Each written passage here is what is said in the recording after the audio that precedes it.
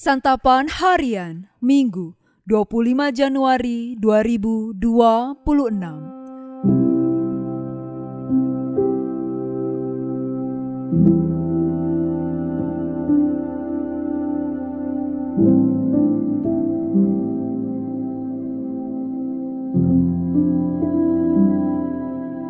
Inilah program Santapan Harian, sebuah program yang mengajak Anda menelusuri isi Alkitab, agar Anda menemukan makna firman Tuhan sesuai dengan konteksnya. Santapan Harian tertuju bagi Anda yang ingin memiliki kehidupan rohani yang segar, kuat, dan sigap. Hari ini kita akan membaca Yohanes pasalnya yang ke-9. Namun kita akan membacanya pada ayat pertama hingga ayatnya yang ke-23. Sebelumnya, mari kita berdoa. Ketika jiwa kami terasa kering dan haus, serta terbebani oleh rasa khawatir, firman-Mu menyegarkan kami. Firman-Mu adalah kekuatan dan penghiburan kami yang rapuh. Di dalam Kristus Yesus, kami siap mendengarkan sabda-Mu. Amin. Yohanes 9 ayat 1-23. Waktu Yesus sedang lewat, ia melihat seorang yang buta sejak lahirnya. Murid-muridnya bertanya kepadanya, "Rabi, siapakah yang berbuat dosa? Dia sendiri atau orang tuanya sehingga ia dilahirkan buta?" Jawab Yesus, "Bukan dia dan bukan juga orang tuanya, tetapi supaya pekerjaan-pekerjaan Allah dinyatakan di dalam dia. Kita harus mengerjakan pekerjaan Dia yang mengutus aku selama masih siang. Akan datang malam ketika tidak ada seorang pun yang dapat bekerja. Selama aku di dalam dunia, akulah terang dunia." Setelah ia mengatakan semuanya itu, ia meludah ke tanah dan membuat lumpur dengan ludah itu, lalu mengoleskannya pada mata orang buta itu, dan berkata kepadanya, "Pergilah, basuhlah dirimu dalam kolam Siloam." Siloam artinya yang diutus. Orang itu pun pergi membasuh dirinya lalu kembali dan dapat melihat. Tetangga-tetangganya dan mereka yang dahulu mengenalnya sebagai pengemis berkata, "Bukankah dia ini yang selalu duduk dan mengemis?" Ada yang berkata, "Benar, dialah ini." Ada pula yang berkata, "Bukan, tetapi ia serupa dengan orang itu." Ia sendiri berkata, "Benar, akulah dia." Lalu kata mereka kepadanya, "Bagaimana matamu menjadi celik?"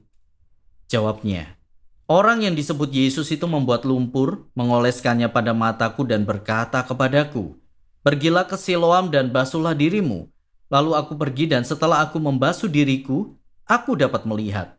Mereka berkata kepadanya, "Di manakah dia?" Jawabnya, "Aku tidak tahu." Mereka membawa orang yang tadinya buta itu kepada orang-orang Farisi. Adapun hari waktu Yesus membuat lumpur dan mencelikkan mata orang itu adalah hari Sabat. Karena itu orang-orang Farisi bertanya lagi kepadanya, bagaimana matanya menjadi celik. Jawabnya, "Ia mengoleskan lumpur pada mataku lalu aku membasuh diriku dan sekarang aku dapat melihat." Lalu kata sebagian orang-orang Farisi itu, "Orang ini tidak datang dari Allah sebab ia tidak memelihara hari Sabat." Namun yang lain berkata, "Bagaimana seorang berdosa dapat membuat tanda mukjizat yang demikian?" Lalu timbullah pertentangan di antara mereka. Kata mereka lagi kepada orang buta itu, "Dan engkau, apa katamu tentang dia, karena ia telah mencelikkan matamu?" Jawabnya, "Ia seorang nabi." Para pemuka Yahudi itu tidak percaya bahwa tadinya ia buta dan baru dapat melihat sampai mereka memanggil orang tuanya dan bertanya kepada mereka, "Inikah anakmu yang kamu katakan lahir buta? Kalau begitu bagaimana ia sekarang dapat melihat?" Lalu jawab orang tuanya, "Yang kami ketahui ialah bahwa dia ini anak kami dan lahir buta. Tetapi bagaimana ia sekarang dapat melihat kami tidak tahu. Dan siapa yang mencelikkan matanya kami tidak tahu juga. Tanyakanlah kepadanya sendiri, ia sudah dewasa. Ia akan berkata-kata untuk dirinya sendiri." Orang tuanya berkata demikian karena mereka takut kepada orang-orang Yahudi, sebab para pemuka Yahudi itu telah sepakat bahwa setiap orang yang mengaku dia sebagai Mesias akan dikucilkan.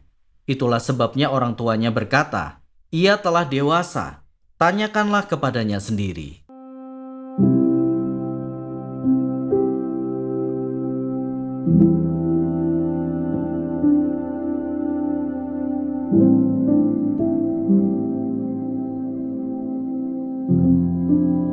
Sahabat Scripture Union Indonesia, tidak sedikit orang yang mengaitkan penyakit dengan dosa.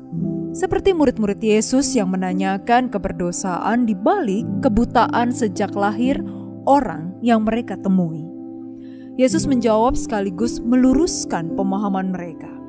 Ia menegaskan bahwa bukan karena dosa orang itu maupun orang tuanya ia mengalami kebutaan, tetapi ada pekerjaan Allah yang harus dinyatakan.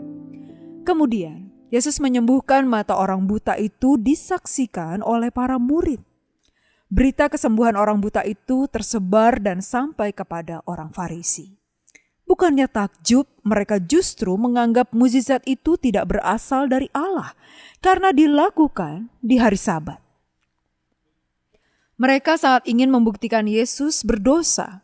Hal ini dapat kita lihat dari cara mereka berkata dan menanyakan tentang Yesus kepada orang buta yang telah sembuh itu. Pada akhirnya mereka tidak mendapatkan jawaban yang mereka inginkan.